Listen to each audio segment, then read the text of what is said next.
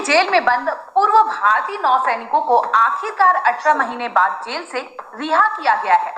विदेश मंत्रालय ने हाल ही में एक बयान जारी करते हुए कहा था कि 8 में से 7 लोग पहले ही भारत लौट चुके हैं। सीधा रिलीज होकर के और इंडिया भी आ जाना, I mean it's not a small thing, और वो भी 3 से 4 महीने में। जिसे कहते हैं कैसे पॉसिबल है?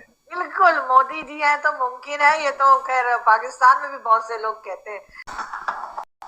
जानकारी के लिए बता दें कि कतर की एक अदालत ने 8 भारतीय पूर्व नौसेना कर्मियों की मौत की सजा को कम करने के एक हफ्ते बाद विदेश मंत्रालय ने कहा कि कतर के सुप्रीम कोर्ट में मामले की अपील करने के लिए 60 दिन की समय सीमा मिली हुई थी। लेकिन ये तो मोदी जी ने जैसे कहते हैं चमत्कार ही दिखा दिया कि एकदम आप समझे कि हमारे जो 8 नेवी ऑफिसर्स जिनको डेथ सेंटेंस सुनाई गई थी कतर में, अब उनको रिहा कर दिया गया है। 7 ऑलरेडी वापस आ चुके हैं, 1 बाकी है। पर आती है कि विदेश मंत्रालय की कानूनी टीम के पास कोर्ट का आदेश है जो एक गोपनीय दस्तावेज माना जा रहा था। कतर में मौत की सजा पाए भारतीय नौसेना के 8 दिग्गजों को दोहा ने रिहा कर दिया है। Before the elections, Prime Minister Modi won a huge diplomatic success. ये बहुत बड़ी डिप्लोमेटिक कामयाबी है कि आप अपने 8 जो बंदे जिनके ऊपर जासूसी का इल्जाम है और उनकी अदालत ने उनको सजाए मौत दी है। अगर 4% पे भी चली गई ना, तो समझो कि भारत चल सकता है कुछ साल और, कुछ डेकेड तक और चल सकता है। अब तुम सोचो, हमारी जीडीपी 7.9% है, 7.10 को टच करने वाली है। जो हमारे 8 नौसैनिक थे जो कि कतर में जिनको सजाए मौत सुनाई गई थी, उनमें से 7 वापस आ गए हैं और 8वां जो है वो वापस आने वाला है 1-2 दिन के अंदर। हेलो दोस्तों, एक नए अपडेट के साथ आपका बहुत बहुत स्वागत है। तो दोस्तों, आज सुबह सुबह एक बहुत ही बड़ी गुड न्यूज़ आई है कतर से।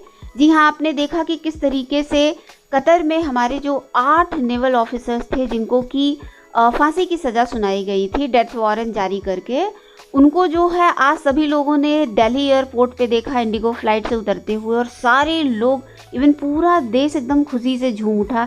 हर किसी को इतनी खुशी मिली जैसे उसका कोई घर का बंदा जो है वापस आ गया हो, इतनी ज़्यादा खुशी मिली। तो इसके लिए तो सबसे पहले उन लोगों को बधाइयाँ, और भारत सरकार को जो है इसके लिए बहुत सारी शुभकामनाएं, जो उन्होंने इतना बड़ा कदम उठाया और इतना बड़ा भारत को सरप्राइज़ दिया।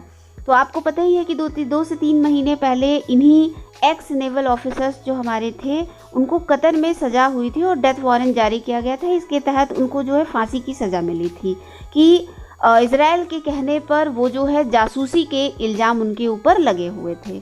अब जो है इसको खारिज किया गया जब भारत सरकार हरकत में आई इस इतनी बड़े जो है डिसीज़न के बाद।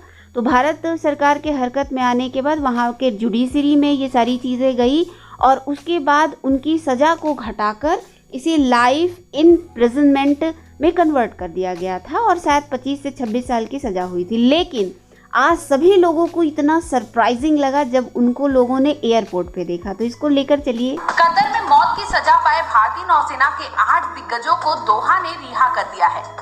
बस ये कहना चाहेंगे कि ये वाले दिन का हम बहुत दिनों से वेट कर रहे थे, और प्राइम मिनिस्टर मोदी और उनका पर्सनल इंटरवेंशन, उनका इंटरेक्शन, और एक और मौका लेना चाहता हूँ कि थैंक करूँगा एमीर को कतर के, जिनके उनके इंटरेक्शन के कारण आज हम यहाँ खड़े हैं, जिस दिन का हमें बहुत बेसब्री से इंतजार था। बस इंडिया पहुँच गए हम सेफ एंड साउंड, और definitely honourable prime minister Shri Modi को धन्यवाद करना चाहेंगे कि उनके पर्सनल इंटरवेंशन से ये पॉसिबल हुआ, और गवर्नमेंट ऑफ कतर के हिज एक्सेलेंसी अमीर को कि उन्होंने ये होने दिया। Without the intervention of Prime Minister Modi, it wouldn't be. आज हम आपके सामने खड़े नहीं हो रहे होते अगर इंटरवेंशन नहीं होता at that level, highest level, and specially government of India, उनके अथक प्रयास से कि वो कंसिस्टेंटली लगे रहे, and we are there in front of it.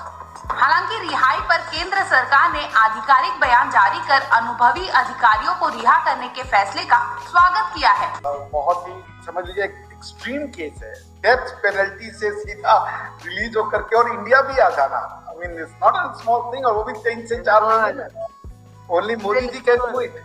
जिसे कहते हैं कैसे पॉसिबल है? बिल्कुल, मोदी जी हैं तो मुमकिन है। ये तो खैर पाकिस्तान में भी बहुत से लोग कहते हैं कि, लेकिन ये तो मोदी जी ने जैसे कहते हैं चमत्कार ही दिखा दिया कि एकदम आप समझे उनको डेथ पेनल्टी मिली थी और उधर से वो अब भारत भी पहुंच चुके हैं। आपके ख्याल से कैसे पॉसिबल हुआ ये सब? ये भाई ये तो मोदी जी एक तो बताते नहीं है, the man spills very little beans. जब मोदी जी का 10-15 साल जो भी बचा है कार्यकाल जब खत्म होगा और वो अपनी मेमोयर लिखेंगे, एंड आई होप कि कोई लिख रहा होगा, तो बहुत सी चीजें हमें जानने को मिलेंगी। और बट ये तो इसमें मैं श्रेय देना चाहूंगा आई गेस इटली की जो प्रधानमंत्री हैं जॉर्जिया मेलोनी जी, क्योंकि ये जो पूरा का पूरा डील हुआ था ये इटली के साथ हो रहा था, जो ये कंपनी थी दोहा की। दूसरा मैं मान ही नहीं सकता कि यूएई के जो एमिर होंगे या सऊदिया के जो एमबीएस साहब होंगे उनका कोई कंट्रीब्यूशन नहीं रहा होगा, तो क्रेडिट इन सबको भी उतना ही जाता है। बट मोदी जी ने कैसे किया ये तो उनका गुडविल है भाई, उनका गुडविल बोलता है। और देखिए ये भी दिखाता है आरजू जी कि भारत के नेतृत्व में दुनिया तैयार है चलने को। Indian leadership has been accepted by the world. At least हमारे रीजन में जो भी पावर्स जो रिजेक्ट कर सकती थी, जिसको आपके यहाँ पे कहते हैं इंडियन हेजेमनी, आप इंडियन हेजेमनी और इंडियन लीडरशिप के बीच का डिफरेंस समझने के लिए आपको अरब और पाकिस्तानी बनना पड़ेगा। इंडियन लीडरशिप को पाकिस्तानी बोलता है ये भारतीय हेजेमनी है, मनमानी है, और इंडियन लीडरशिप को अरबी बोलता है कि ये इंडियन लीडरशिप है या ये इंडियन डिसीजन मेकिंग है जिसमें हम साथ में चलना चाहते हैं। जब मनमोहन भारत की सरकार थी और फिरंगी औरत के आंचल से निकल करके मनमोहन जाता था विदेशी यात्रा पर, तो वो एकदम ऐसे करके खड़ा रहता था, डरा सहमा हुआ। और आज तुम देखो कि जब भारत के प्रधानमंत्री जाते हैं तो लोग उनको the boss, the leader of Bharat, the most lovable favourite leader in entire world, ऐसे करके पुकारा जाता है। कोई उनके पैर छू रहा होता है, कोई उनको नमस्कार कर रहा होता है, कोई उनको अपने चेयर से उठ जाता है। मतलब ये आलम हमने कभी नहीं सोचा था। मैं तुमको बताना चाहूंगी 2010 में हम लोग बात करते थे कि अगर या इंटेलेक्चुअल जो लेवल के भारत के लोग हैं वो भी कहते थे कि भारत की जीडीपी अगर 4% पे भी चली गई ना, तो समझो कि भारत चल सकता है कुछ साल और, कुछ डेकेड तक और चल सकता है। अब तुम सोचो हमारी जीडीपी 7.9% है, 7.10 को टच करने वाली है कुछ ही महीने में। अच्छा तुम सोचो इतनी बड़ी बड़ी बातें हैं। आपके पाकिस्तान की जीडीपी कितनी है? 345 जीडीपी बिलियन डॉलर है जीडीपी, 3.45 बिलियन डॉलर। हमारे यहाँ रतन टाटा की कंपनी का टोटल नेटवर्क जो है वो 3.14 billion dollar. I know Pakistan की टोटल जीडीपी से ज्यादा है।